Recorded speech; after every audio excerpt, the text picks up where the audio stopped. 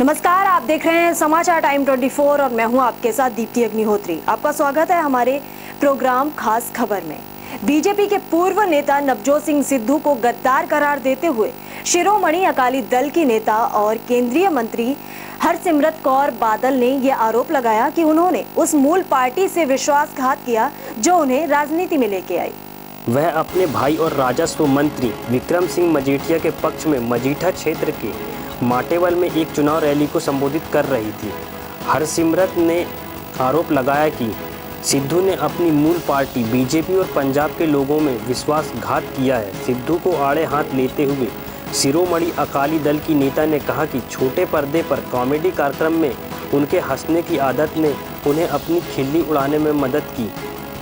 उन्होंने आरोप लगाया कि सिद्धू ने बीजेपी की पीठ में छुरा घोंपा है और सांसद रहने के बावजूद पंजाब के लोगों की सेवा नहीं कर उनसे धोखाधड़ी की है। उन्होंने कहा कि सिद्धू के कांग्रेस में शामिल होने से अकाली दल को कोई खतरा नहीं है क्योंकि वह हमेशा ही एक भटके हुए नेता रहे हैं। देश की सर्वोच्च जांच एजेंसी सीबीआई के प्रमुख के चयन के लिए 3 सदस्यों की एक समिति प्रधानमंत्री नरेंद्र मोदी के नेतृत्व में बैठक करेगी। सीबीआई निदेशक का पद 2 दिसंबर को अनिल सिंह के सेवानिवृत्त होने के बाद 1 माह से अधिक समय से खाली पड़ा है। इस समय गुजरात कैडर के आईपीएस अधिकारी राकेश अस्थाना जांच एजेंसी के अंतरिम निदेशक हैं।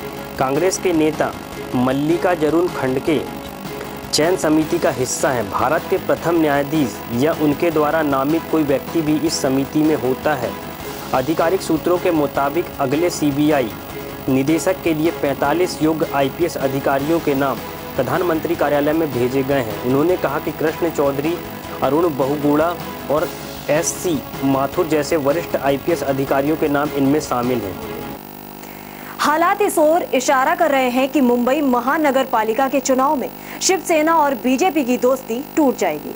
सीटों के बंटवारे को लेकर दोनों पार्टियों में फंसे पैंच के बीच बीजेपी की ओर से इशारा करते हुए शिवसेना प्रमुख उद्धव ठाकरे ने कहा कि कपटी और धूर्त दोस्तों से लड़ने के लिए तैयार रहो। उन्होंने कहा, अब तक हम कांग्रेस, एनसीपी पार्टी छोड़कर गए गद्दारों से लड़े, यहाँ तक कि हम अपने खून के रिश्ते वाले रिश्तेदारों से भी लड़े, लेकिन इस बार वक्त आने पर कपटी और धूर्त दोस्तों से भी लड़ना पड़ सकता है, इसलिए ऐसे लोगों से सावधान रहो। उद्धव ठाकरे का ये बयान शिवसेना और बीजेपी के रिश्ते की पूरी कहानी बता रहा है। उद्धव ठाकरे ने बीजेपी का नाम लिए बिना कपटी और धूर्त दोस्त से लड़ने की ये बातें शिवसेना नेताओं के सामने कही है। शिवसेना और बीजेपी के बीच इस लड़ाई की वजह महानगर पालिका चुनाव है, जिसमें सीटों को लेकर बात नहीं बन रही क्योंकि अब बीजेपी छोटा भाई बनकर नहीं रहना चाहती। आगरा के यमुना किनारे रिवर कनेक्ट अभियान के चलते पतंग महोत्सव का आयोजन किया गया। आगरा के यमुना किनारे रोड पर बने रिवर कनेक्ट व्यू पॉइंट पर रिवर कनेक्ट अभियान के चलते आज द्वितीय पतंग महोत्सव का आयोजन किया गया, जिसमें आगरा शहर की विभिन्न संस्थाओं के पदाधिकारियों ने इस कार्यक्रम में भाग लिया। एक कार्यक्रम का शुभारंभ पतंग उड़ाकर किया और बेटी बचाओ बेटी पढ़ाओ, ग्रीन आगरा क्लीन आगरा बनाने का संदेश दिया। ताजनगरी आगरा में पुलिसकर्मी ही शराब की खुली लूट करने में लगे हुए हैं। इसका खुलासा उस वक्त हुआ जब खंदौली और थाना उत्मा उद्दौला पुलिस की संयुक्त कार्रवाई के दौरान बड़ी मात्रा में शराब की बरामदगी की गई।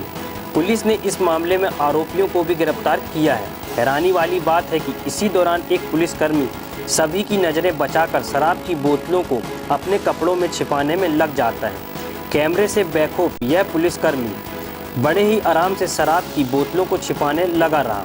जाहिर सी बात है कि पुलिस अधिकारी भले ही आचार संहिता के चलते अवैध शराब की बरामदगी करने में लगे हों, मगर आगरा के कुछ पुलिसकर्मी इसी की आड़ में अपनी शराबखोरी की आदत को परवान चढ़ाने के लिए बरामद शराब की लूट करने में लगे हैं।